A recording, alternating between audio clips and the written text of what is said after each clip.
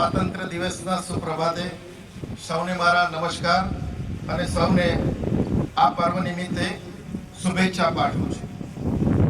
હર ઘર તિરંગાના રાષ્ટ્રીય મંત્ર સાથે દેશ જ્યારે રાષ્ટ્રભક્તિના રંગે રંગાયો છે ત્યારે હું આપ સૌને ભગવાન દ્વારકાધીશની પાવન ભૂમિ દ્વારકા પરથી જિલ્લાના સૌ પ્રજાજનોને આ હર ઘર તિરંગા અભિયાન ને સફળ બનાવવા ખૂબ ખૂબ શુભેચ્છાઓ પાઠવું.